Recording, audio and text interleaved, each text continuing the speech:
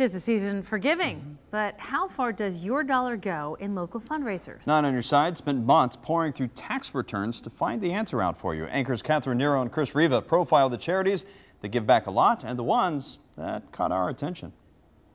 For months, Dan Monk and Lucy May from WCPO.com have been investigating the success of 50 local nonprofits and their fundraisers. Now, what we found is that millions of dollars in your generosity are going back to our community, but some events are more successful than others. And one of the biggest fundraisers with the most return on the dollar is the Rubber Duck Regatta from the Free Store Food Bank.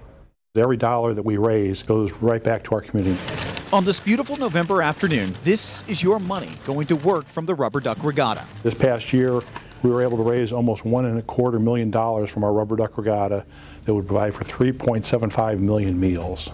These bags will be given to kids throughout the tri-state this week to make sure they have more than a Thanksgiving meal. It really allows us to reach into every neighborhood in the tri-state area. The Rubber Duck Regatta started 23 years ago and has turned into a staple event each summer. 94% out of all the resources that the Free Store Food Bank gets in goes directly to client services.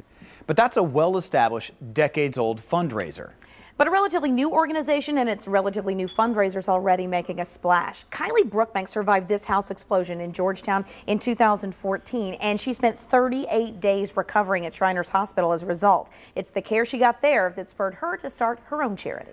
Kylie Brookbank is just a sophomore at Xavier, but she already has years and hundreds of thousands of dollars in fundraising experience under her belt. In 3 years, the Kylie Gives Back Foundation has raised $236,000 for Shriners. She and her mom, Lori, found the right fundraiser in a golf outing. I suggested a fundraiser. I said, how about a golf tournament?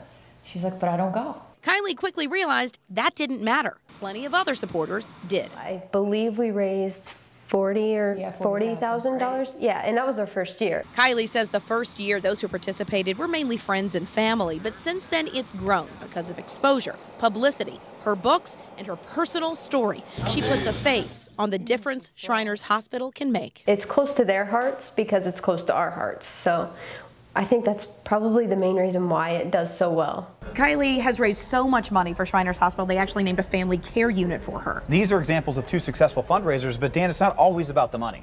Right. At Matthew 25 Ministries, they ran the Fighting Hunger 5K in 2015. Expenses ate up 94 cents of every dollar. They say the event is a fundraiser that's used to recruit volunteers. And other local nonprofits decide to cut fundraising events because they're not making enough money. Cincinnati Children's Hospital Medical Center did that when they combined a lot of small fundraising events into one big one that benefited the whole hospital. And you can see how your favorite charity did right now on the database on WCPO.com.